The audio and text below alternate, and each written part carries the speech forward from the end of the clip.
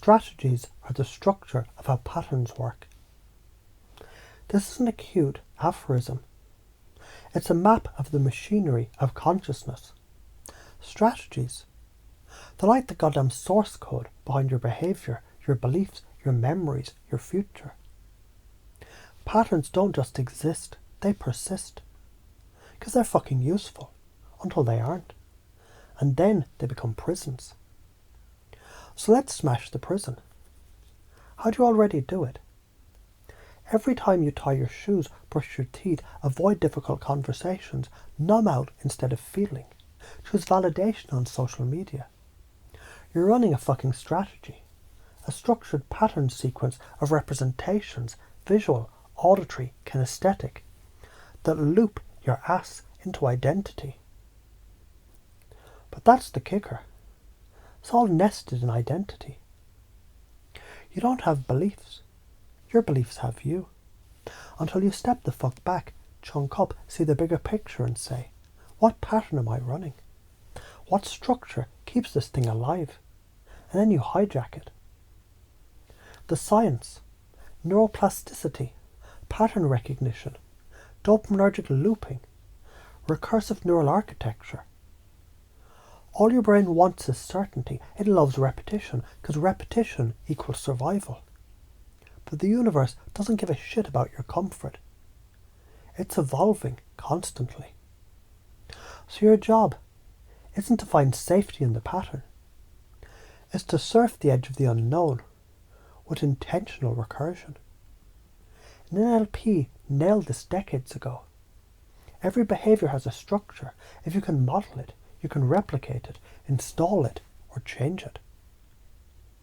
As you remember a time when you just got it, when the pieces clicked, when clarity flooded your system like lightning in reverse, you can allow that same pattern to emerge now, even if you don't know exactly how it's happening yet. There's a part of you that's always known how to run elegant, efficient patterns, and maybe, just maybe, it's ready to update some of those old strategies into something far more powerful, far more you.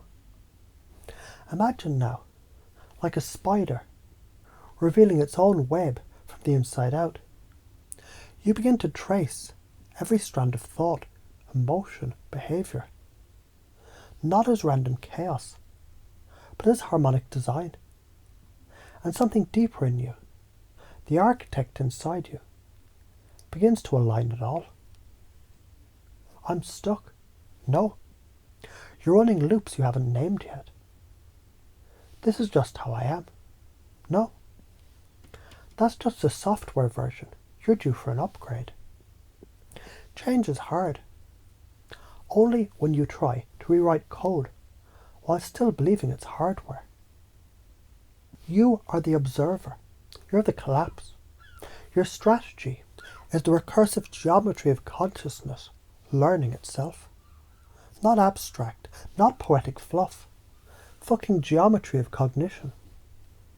Every belief you hold is a frequency harmonic. Every loop is a waveform collapse. And if your loops aren't harmonically tuned, you're living someone else's thought construct. So what happens if you don't change the patterns? You repeat inherited trauma loops. You age prematurely. Scalar incoherence breeds entropy.